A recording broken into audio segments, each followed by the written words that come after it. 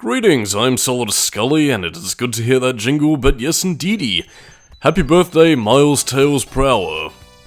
I might have gotten the dates a little bit wrong, but yeah, it was meant to be in November, I pushed it back to December because I'm a fucking idiot.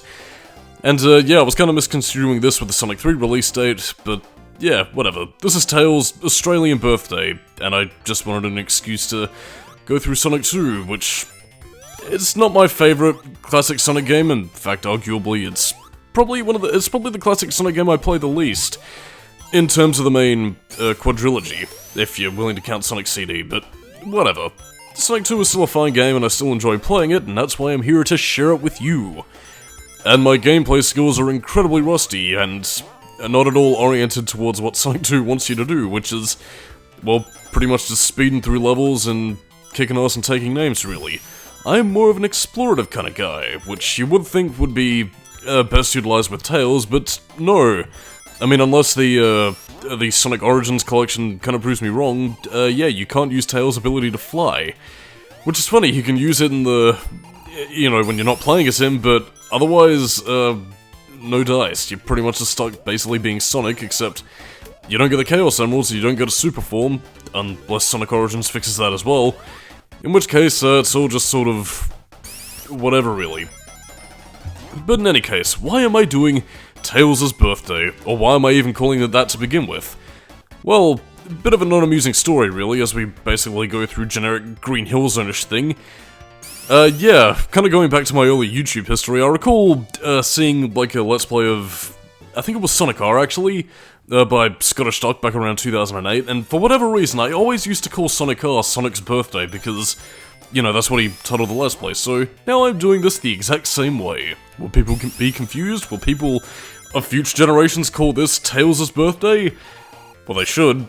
I mean, it was his debut game, depending on whether or not you're willing to count the 8-bit version that I think came out a little bit beforehand. But whatever. Anyway, to kind of discuss Sonic the Hedgehog 2 in terms of its level design, yeah, it definitely has much more of a speed focus compared to the original game. It's a lot less reliant on slopes and, well, okay, I tell a lie, it does use a lot of the same momentum-based physics and slopes, you know, in order to build up your speed. But at the same time, the game also knows that it has a speed focus, and as such, well, the gameplay is very much just focused on utilizing your spin dash and going very fast by, well, running fast, really. And this is a special stage, the one special stage that you're going to be seeing because Tails doesn't get a super form. But I figured I might as well show it off because I hate this kind of special stage. I know that might sound a bit bizarre since I praised the living hell out of it in Sonic 3D Blast, but yeah, this very special stage needs to die because it sucks. I don't know, I'm not a very big fan of it in Sonic the Hedgehog 2, and that's mainly for one reason. Again, you don't necessarily get much of it in the first special stage, but I mean, apart from schizophrenic difficulty, yeah, you don't really have a good tell of seeing objects ahead of time because the Mega Drive's rendering power wasn't exactly up to snuff. I mean, granted, the console had a fast processor, hence the blast processing marketing that it was, you know, given back in the 90s, but yeah, very early days, and as such, it couldn't exactly do 3D, if you could even call this 3D, to the best of its ability, so yeah. And again, like, I mean, the schizophrenic difficulty I feel does kinda hinder it, because I mean, without the ability to retry special stages, you're constantly having to get 50 rings, enter into one of those rings above the checkpoints, and it's just a bit of a pain in the arse, really. I mean, if you know what you're doing, you can potentially get all 7 Chaos Emeralds in Emerald Hill Zone if you want to, but really, just not much of a point. Not to mention, I feel like getting all the Chaos Emeralds in Sonic 2 kinda makes the game a little bit too easy. And, again, it is admittedly kind of a point to skip over the bullshit stuff that comes later in stages where, well, poor enemy placement and some dickish trap design is kind of rife throughout the game, which, Tut-tut, it kind of errs on Mega Man X6 levels where, oh, what, you don't have the best armor in the game? Fuck it, can't continue. Well, I mean, I will say this though, Sonic the Hedgehog 2 wasn't quite as dickish as that, but, yeah, some bogus stuff to behold. But again, at the same time, I will say that Sonic the Hedgehog 2 does have a fairly balanced difficulty curve throughout most of the game, just with a few inklings and bullshit towards the later portions, and, well, some design trappings of Sonic the Hedgehog 1 that kinda spoil the broth for me, but Again, it's not to say that this game is bad, far from it, it's fun. Just not my favorite. But in any case, in terms of new mechanics, you get a spin dash, that's about it really.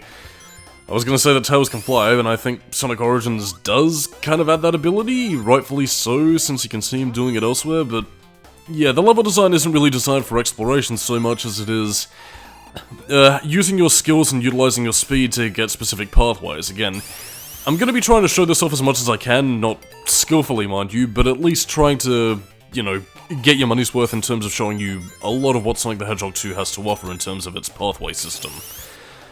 And again, in this case, again, if you don't do very well at the game and, you know, you get pipped by a lot of enemies or fall to the lower path, then the lower path is very platform heavy, but it is generally, you know, an easier way of, well, I wouldn't say easier way, but it is generally more the sluggish way of, okay, you suck, so just slog through the bottom path and make your way to the end of the level. Again, if you do okay, then you pretty much get the middle pathway, which gets you a bit of speed, but, you know, isn't exactly the optimal route. And then, of course, you have the upper pathways, which is primarily, again, if you can get a decent amount of speed, really good at platforming and can maintain that speed and platforming finesse, then you're rewarded with a lot of speed, and provided that you are skilled enough at the controls, well, you're pretty much having a fun-filled blast processing experience all throughout the entire stage, but it is difficult to maintain, so, be careful.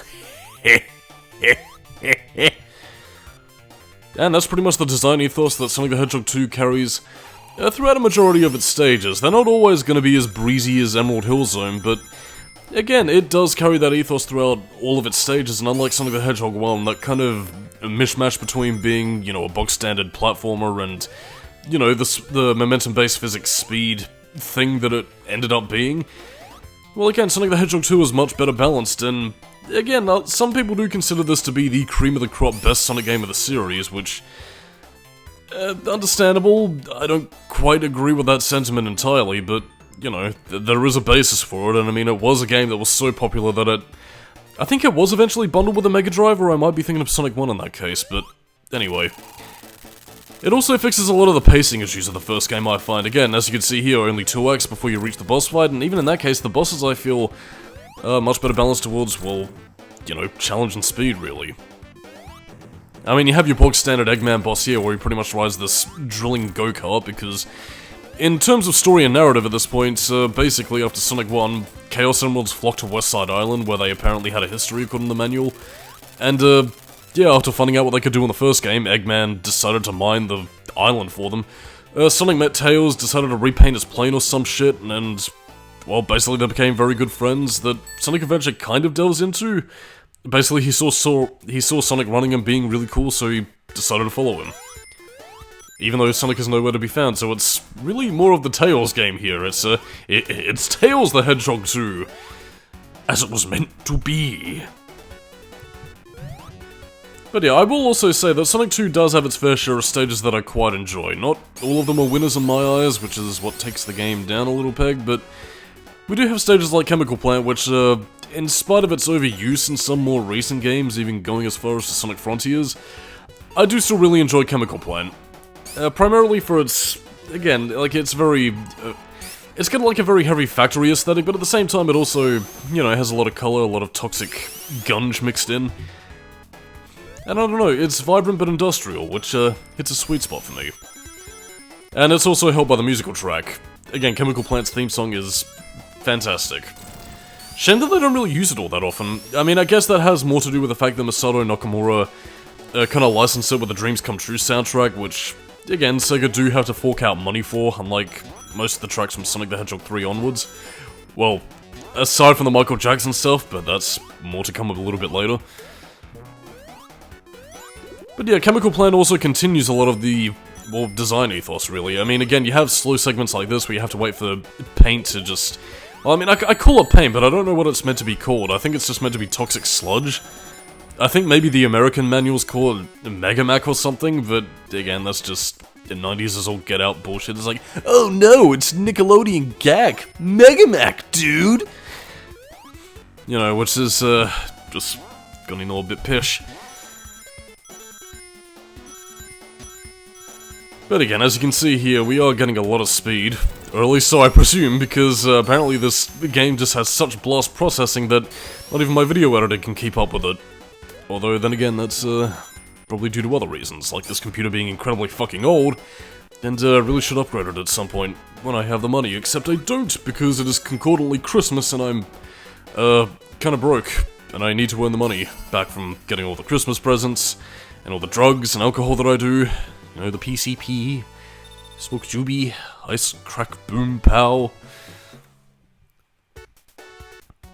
But yeah, this might not be the most expedient run of Sonic 2 that's ever been around, but again, I do want to kind of get the money's worth and show a lot of the pathways, which, again, this game does have in spades. Like, I mean, again, there might be some pathways that you might not recall seeing before or haven't seen in years, and I think that's kind of the sign of a solid game in my eyes, where, again, even after you played it for so long, yeah, there are still things that can surprise you. I mean, it's part of the reason why games like The Matrix Path of Neo still hold a special place in my heart, and I think Sonic 2 is one of those games.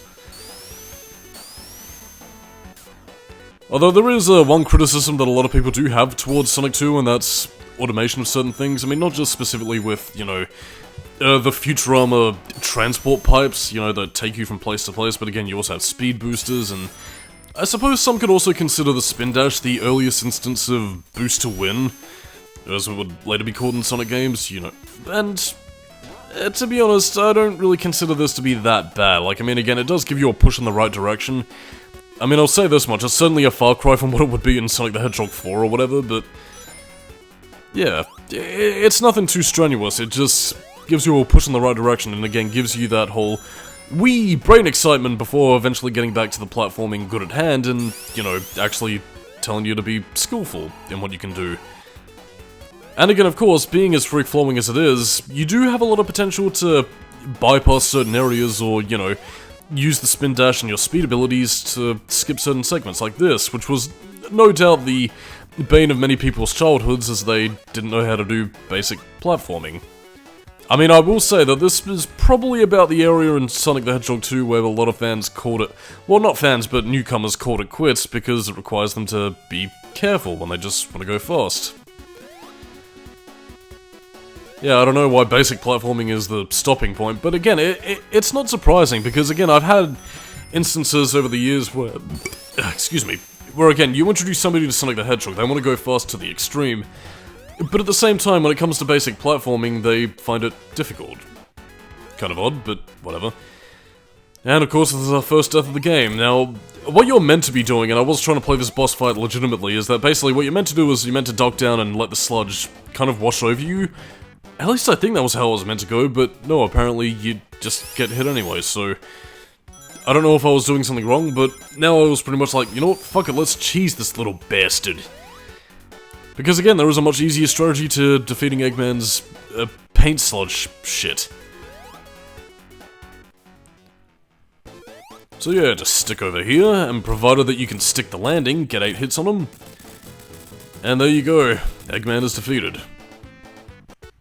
It's only really made more of a challenge by the fact that, you know, you have platforms falling from under you, so again, just make sure that you don't fall into the paint below and you were pretty cool, dude.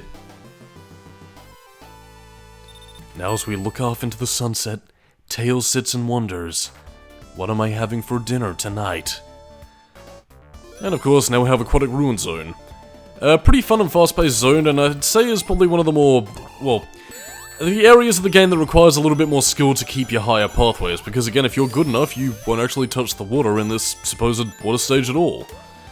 Which is pretty much what I'm gonna try and do. You will be seeing a lot of the water pathways in the second act, where it is much more difficult to stay on the upper pathways, but even still, I do actually quite like the design of the stage, and well, again, I think in terms of artistry, Sonic the Hedgehog 2 was actually quite beautiful, and I suppose to talk about the development stuff, Sonic the Hedgehog 2, on top of being developed in America alongside, I think it was Sony Games as well, but yeah, it also has quite a few artists on board. Like, I mean, not only famous names like Craig Stead of Insomniac Games, Phoenix Rie from, you know, Skies of Arcadia, but again, it also has, you know, Naoto Oshima returning once again. And again, like, it's a beautiful harmony of American and Japanese influences, which is probably part of the reason why Sonic kind of strayed away from the whole techno-neon fantasy aesthetic that you saw in games like Sonic 1 and Sonic CD. Although, then again, that does kind of go towards some of the older concepts of Sonic the Hedgehog 1 that had the bizarro UFOs, and where you weren't initially fighting monsters, or you weren't initially fighting robots, but instead, like, bizarre monsters, if you look at some earlier concept art with Madonna and the like. Yeah, but anyway. Wee! See? Didn't even touch the water once. Tails is, a vampire. He cannot touch the water or he will melt.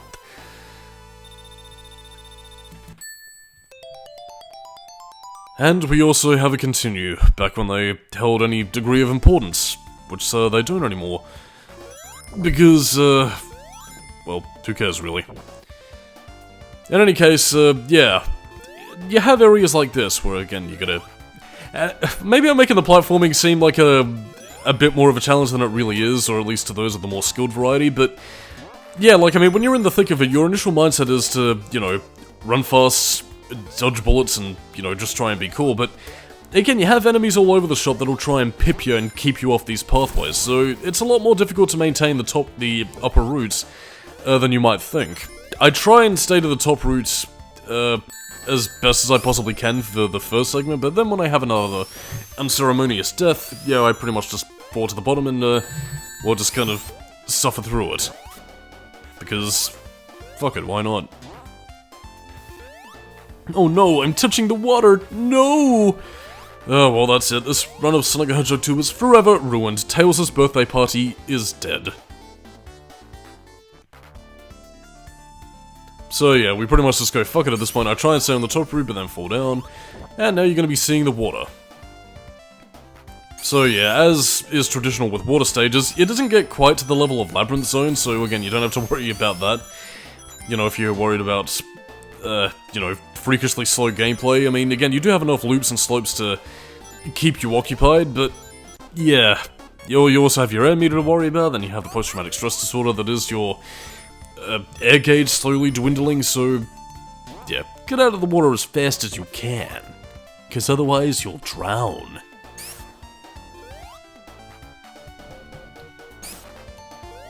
Yeah, I suppose I might as well talk about the Sonic the Hedgehog 2 soundtrack. It's definitely got its good tracks. Like, I mean, again, I like Chemical Plant Zone, I'll point out a few others where I get to them, but the rest of the soundtrack is generally just okay. Not great, but definitely listenable and I suppose memorable enough to sustain its gimmick. No! Tails has been sliced.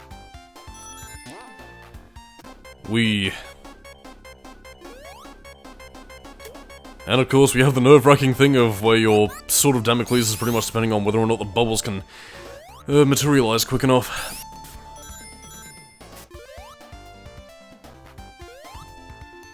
And not really much to say about Aquatic Ruin Zone after this. I mean, we're pretty much out of the thick of it by the end of the stage, so, yeah, that'll pretty much be us. Whee! And here we go. Oh, damn it, it didn't do the thing. I actually had a previous video on Sonic the Hedgehog 2 where I had a glitch where Eggman didn't show up even though the boss music started playing, so, yeah, kinda weird. There is actually an exploit to this that I hope I'm gonna show off. I should do, by the time I get a higher vantage point. Yeah, there you go, you can actually stand on top of the platforms, and since Eggman's hammer isn't actually, you know, a damaging hitbox thing until, you know, he actually starts using it, yeah, you can pretty much stand on top of these and pretty much just take several free shots at him. I don't know whether that was meant to be the intentional way to hit him or not, but anyway, them's the breaks. So on that note, I'm Solidus-Skully, keeping new metal, and next time on the Sonic the Hedgehog 2 commentary, well, more Tails' birthday festivities to come. Catch you do's and dudettes next time, and I'll see ya later. Bye-bye.